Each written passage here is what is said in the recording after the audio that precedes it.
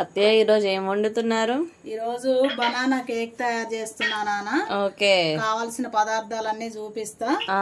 4 బనానాలు, కప్పున్నర గోధుమ పిండి, 4 స్పూన్లు బెల్లం, 4 స్పూన్లు వెన్న, బాదం పప్పు, జీడిపప్పు, కిస్మిస్, దాల్చిన చెక్క, కొంచెం దాల్చిన చెక్క, ఇవన్నీ మిక్స్ చేసి కేక్ రెడీ చేసి పెడతా. ఓకే అత్తయ్య, చూద్దామా మరి? చూద్దాం. ఓకే, కేక్ కోసం ఫస్ట్ కప్పున్నర గోధుమ పిండి కొలతతో పోసుకోవాలి. రైస్ కుక్కర్ కప్పుతో కొలుస్తున్నా నేను. మీ దగ్గర ఏ కప్పు ఉంటే ఆ కప్పుతో కొలుసుకొని చేసుకోండి.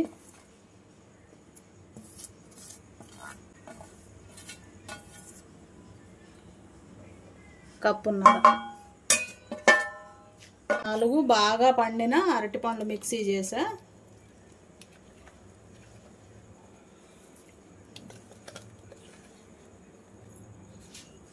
వెన్న 4 స్పూన్లు. మీ దగ్గర వెన్న లేకపోతే ఆయిల్ వాడుకోవచ్చు. 4 స్పూన్లు బెల్లం,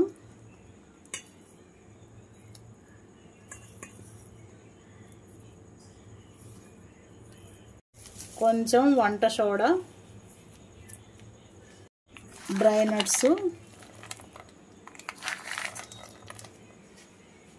కలుపుకోవాలి.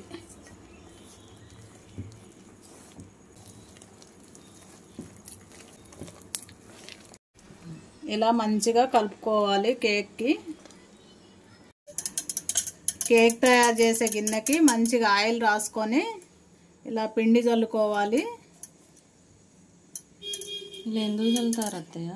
ఇట్లా ఎందుకంటే కేక్ మంచిగా తొందరగా తీయడానికి వస్తుంది నాన్న. ఇట్లా పడిపోద్ది ఉడకంగానే.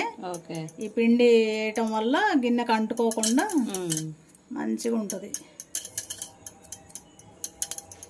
ఇలా స్టాండ్ పెట్టుకోవాలి, కానీ మాకు స్టాండ్ లేదు కాబట్టి పెద్ద గిన్నెలో గిన్నె పెట్టేసా.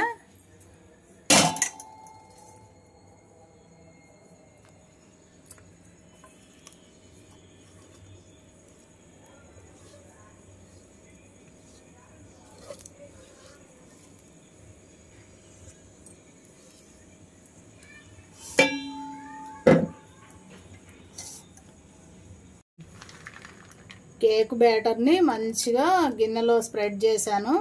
పైన డ్రై నట్స్ చల్లుకొని స్టవ్ వెలిగించుకోవడమే. ఇంకా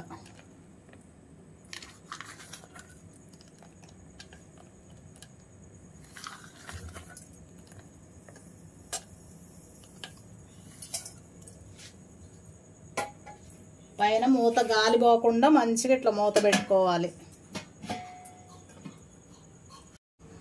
హెల్దీ కేక్ అయితే రెడీ అయిపోయింది. మైదా పిండి కొంచెం కూడా వాడకుండా అచ్చం గోధుమ పిండితోటే మంచిగా బనానా, డ్రై నట్స్, ఆర్గానిక్ బెల్లం ఇవన్నీ వేసి చేసాం కాబట్టి మీ పిల్లలకు కూడా మంచిగా యూజ్ అయింది. చిన్న పిల్లలకు కూడా పెట్టొచ్చు ఈ కేకు. మీరు కూడా తయారు చేసి మీ పిల్లలకు పెట్టండి. కేక్ అయితే మంచిగా రెడీ అయింది. ఒట్టిగానే ఊడొచ్చింది, చాలా బాగుంది.